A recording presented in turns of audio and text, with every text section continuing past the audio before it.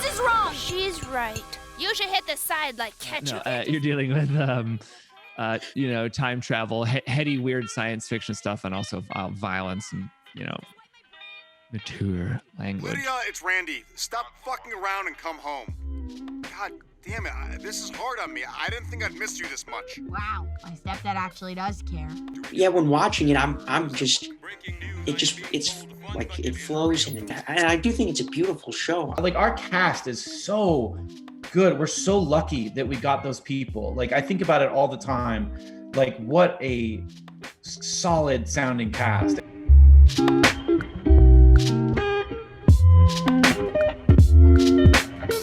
Hi, everybody. How's it been going? Good. How are you? Fine, thanks. How's Canada? We're in Canada. I'm in Toronto. We are freezing. Oh, yeah. Actually, sorry, no, go ahead. I lived in Toronto for a little bit.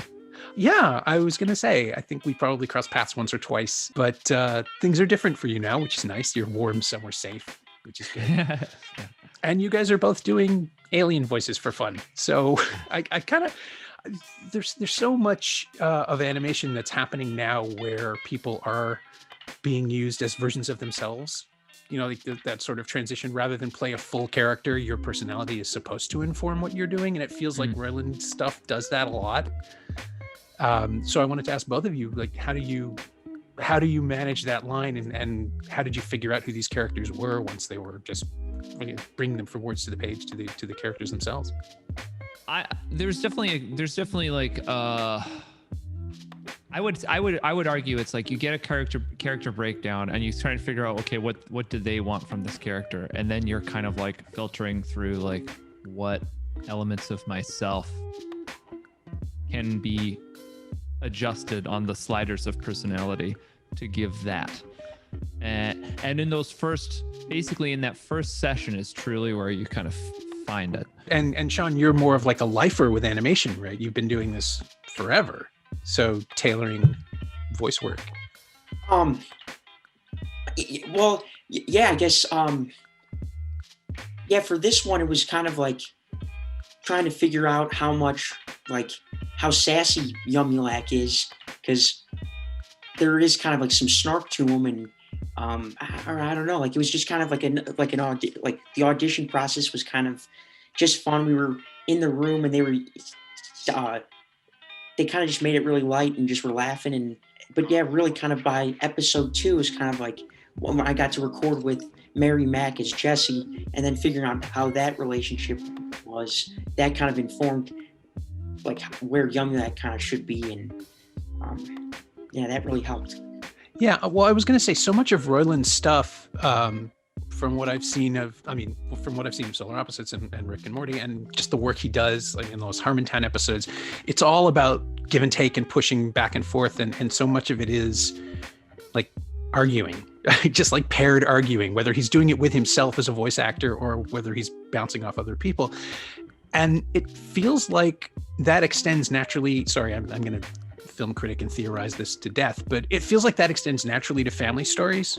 And it does feel like the rhythms are so dependent on the other actor in this thing. So how do you record?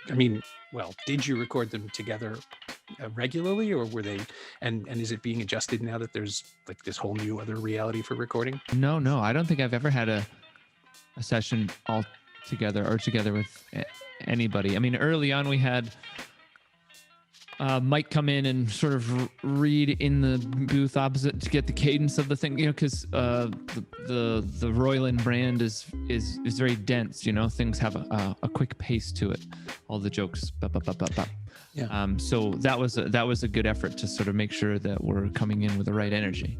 But it's weird how it all ends up working together, considering how isolated you are during your performances. I think it just goes to show that the people running it have that certain vision, master plan. For I think the first two or three recordings, I did it with Mary Mack, and I think that was just to help us build that banter relationship or whatever. But yeah, ever since then, it was kind of like just solo throughout. And, Wow. So it's like chemistry reads in the beginning, and then you're just on your own? Yeah, in a way. Yeah, pretty much. I guess. Well, I just talked to Thomas and Sean, so we can start there. Really, can we talk about the casting and how the rhythms of your show are so, with both this and Rick and Morty, and even the Harmontown episodes I've heard you on, you tend to, like, you seem to exist in opposition to whoever else the other characters. Your characters are constantly dynamicking at each other, even when it's just you talking to yourself. So how do you cast for that sort of thing, and how do you record those things remotely? Yeah, that's really interesting. Yeah, well, so we've always recorded everybody separately, right. with the exception of me doing Rick and Morty. On Rick and Morty, I'll sometimes riff the characters back and forth and run a scene, and I'll sort of like go off script and see how that feels. And sometimes we'll use it, sometimes we don't. It's always kind of whatever the best thing is for the episode. But casting was really interesting. I mean, I wanted Thomas Middleditch from day one, because Mike McMahan and I worked with him on an episode of Rick and Morty, and we had a blast working with him. It was fun. He was hilarious. He was really cool. And his voice, just the timbre of his voice. I mean, it's the perfect kind of match for Corvo. It's like higher register, it's lighter, and it was just the perfect embodiment of this character that we were writing. So we knew him right away, and thank God we were so lucky that we managed to get him to be on the show. I promise you, there was no one else.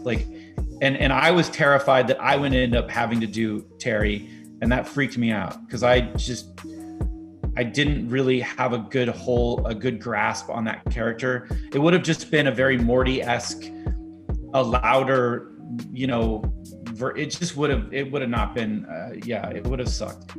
Mary Mack is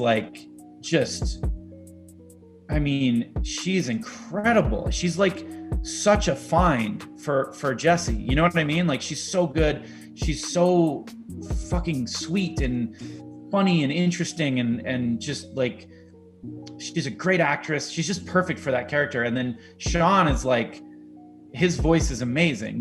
He's just got this, like, all of their voices are like, our cast is so good. We're so lucky that we got those people. Like, I think about it all the time, like, what a solid sounding cast. And then in the booth recording these episodes, it's like Corvo is just this curmudgeon-y, upset, screaming at them, angry character. So you just kind of have fun with that. And the beauty of animation is you can iterate.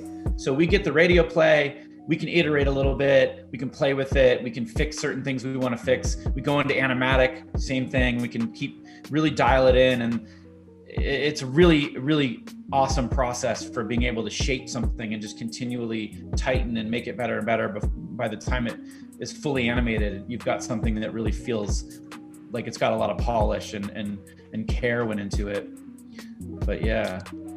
Well, and that is our time. One question, one answer. Oh my God, dude, I'm so sorry. No, it's. I used to, in the olden days of TV, we got 7 minutes and that was gold. So this is fine. But we'll cut this all together and it'll be fun. And thank you. Best of luck with the show and thank you. The whole new Disney Star experience. And I appreciate it. Yeah, absolutely. Talking to you. Yeah, good talking to you too.